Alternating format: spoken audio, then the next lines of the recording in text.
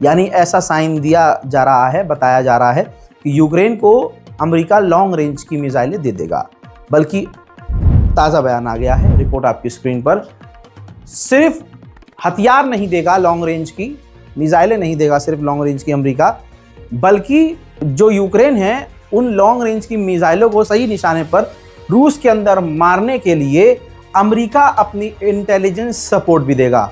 Putin की बात सही साबित हो रही है, अमेरिका डायरेक्ट इस जंग में कूद रहा है। यूक्रेन की भी हालत इतनी ठीक नहीं है। यूरोपीय यूनियन कोशिश कर रहा था 140 बिलियन यूरोज लोन जो है यूक्रेन को दे दिया जाए, लेकिन यूरोपीय यूनियन में ही मौजूद कई सारे देश थे जो इस बात से राजी नहीं हुए और 140 बिलियन यूरोज का लोन यूक्रेन को फेल हो गया। लेकिन मैदान जंग में यूक्रेन टक्कर दे रहा है। ये देखिए, रूस का जो एयर डिफेंस सिस्टम है जो कि काफी खतरनाक है, यूक्रेन के ड्रोन हमले ने उस पूरे defence system BUK air defence system को तबाह कर दिया। इतना ही नहीं, Su-27 रूस के ही फाइटर जेट से यूक्रेन रूस के ही ठिकानों पर हमला करता हुआ नजर आया है।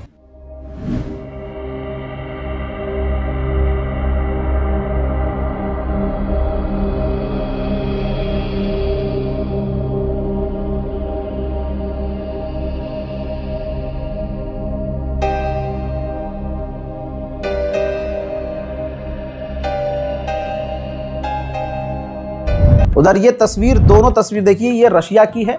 रशिया ने मिलिट्री ट्रक यूक्रेन का तबाह किया है ड्रोन हमलों से। उधर दोनों देशों ने 185 कैदियों की अदला बदली की है, यानी 185 कैदी यूक्रेन ने छोड़े और 185 कैदी रूस ने छोड़े। यह है वीडियो।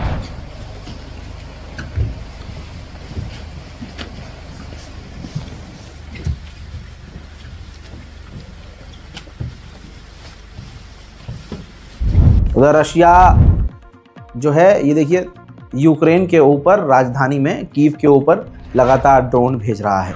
हंगरी जो है पूरी तरह से यूक्रेन को पैसा रोक देता है। वो यूरोपीय यूनियन में है, अपने पावर इस्तेमाल, वीटो इस्तेमाल करता है और रोक देता है। अब कई बार ये हो चुका है।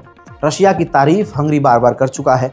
ऐसे में ज़ेलेंस्की बिलबिला आ गए। ज़ेलेंस्की ने कहा, हंगरी जो बार बार हमारे लिए मदद ब्लॉक कर रहे हैं, हंगरी इस वक्त अमेरिका के राष्ट्रपति डोनाल्ड ट्रंप के खिलाफ काम कर रहे हैं।